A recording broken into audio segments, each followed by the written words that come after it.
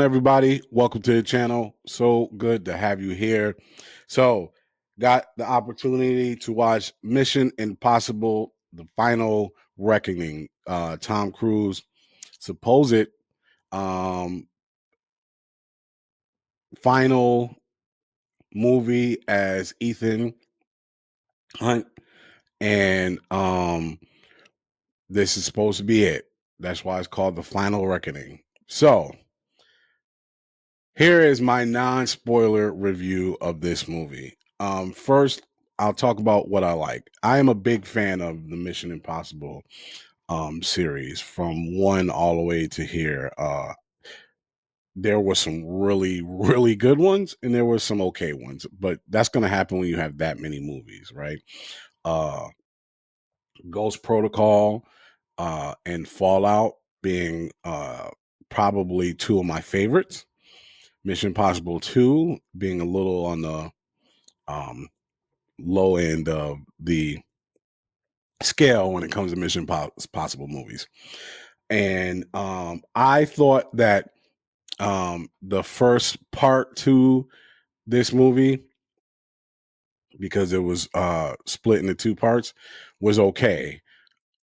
But I thought it was a little long and the pacing was a little off for me. So, what did I like about The Final Reckoning? Tom Cruise has done it again when it comes to action. Like, this dude is a nut. Like, he needs to get his head checked. That brother loves to put his body on the line for the sake of the shot. And in all seriousness, he's not a nut. He's an artist, and he clearly loves what he does. And he is so dedicated to the film industry and making movies and the audience that he goes above and beyond to ensure that when we sit in the theater, we see a spectacle. And he nailed it. There are some scenes in this movie that I'm like, yo, are you kidding me? Really? Like, with each Mission Impossible, they try to take up the danger and the action and the theatrics up a notch with each one. Sometimes it gets a little clownish, but sometimes it's amazing. And there are some scenes in this movie that are like, yo, that was crazy. There are a lot of callbacks to the, excuse me, of the other Mission Impossible films. And I like some of the tie-in that they were doing with this last one, being that it was the last one. It made sense that they would make some callbacks. For example, if you've seen the trailers, you know this already. Well, you know what? I'm going to avoid spoilers, but there are some callbacks um, from the other films. And matter of fact, one particular character plays a major part in this movie and almost has a redemption arc. I'll just leave it at that. But so that's what I liked about the movie. I thought the action was fantastic. I do like the tie-ins from the other films, and there's some real emotion in this one. One scene in particular, which I won't talk about, but there's some real emotion in this. What didn't I like? It is long, and not long like long, but you don't notice it's long. It's long, and you notice it's long. There's a lot of dialogue, y'all.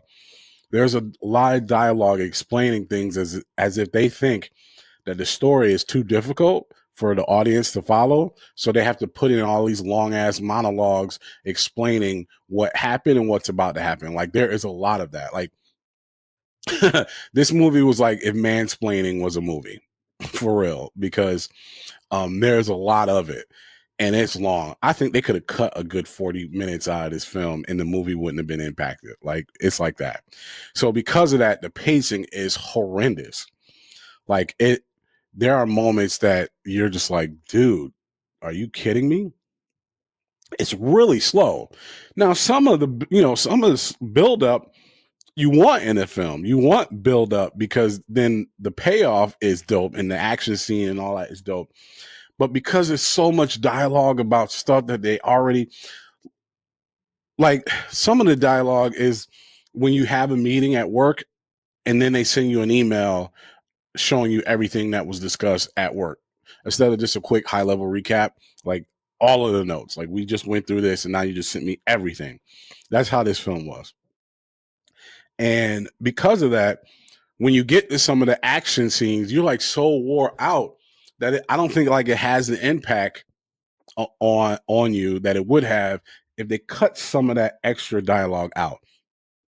Again, some of it's needed, but I really feel like the writers thought that we, the audience, weren't going to get it, so they really go above and beyond to explain certain things, and they're just like, bruh, okay.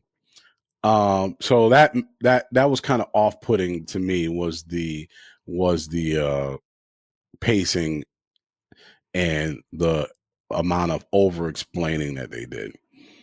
But is it a good wrap up of the series?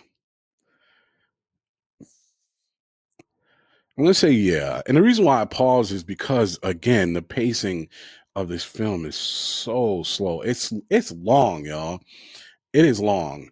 But I do like some of the things that they were doing in all of that. I do like, again, the callbacks to the other films. And obviously, I'm not going to spoil, but there's certain things that happen that require a little time to flesh out. So all that I like. And then the action scenes are dope. Now, some people, I've seen some of the talk online, and some of it is a little fantastic, if you will, or unbelievable, but that's Mission Impossible, right? So I go to a Mission Impossible movie to see the unbelievable stunt, the out of this world. I can't believe they just did that. I mean, it's not like Fast and the Furious crazy, but it's Mission Impossible, right? So I like that. So I thought it was okay. Even though I said I thought it was good, here's one thing that I didn't like, and this is not a spoiler. I don't think, but they don't really actually definitively close the series out. You know what I mean? So if it's the final, then finalize it. I'm not saying they leave anything left for you to figure out. There's no cliffhanger or anything like that, but they definitely don't definitively end it. Like, they leave it open in case they wanted to do more. So that kind of takes away from the finality of the film. But again, overall, I thought it was a pretty cool way to end the series, even though they don't really definitively end it. So, on a scale of 1 to 5, 1 being, nope, this was trash, zone out, skip this one. 5 being, it's fantastic, it's a must see. I'm gonna give it a 3. Yeah. It's yeah. I don't mind a long movie when you don't feel it, but you feel every extra minute of this movie, and it gets distracting. It really does. But overall, I had a good time, and I saw it in Dolby, so I saw it on one of the biggest screens available, and it was a cool experience. But overall, it was just a 3 for me. But anyways, those are my thoughts on Mission Impossible: The Final Reckoning. Let me know your thoughts in the comments. Thanks so much for watching. Do me a favor. If you like the content, don't forget to click that like button and subscribe. And hit that little alarm button as well so you can get alerted whenever I post new content. And also, do me a favor, share with other people who you think would like this content as well. We have a big goal of 1,000 subscribers we're trying to get to, and we need your help. Appreciate it. Till the next one. Peace.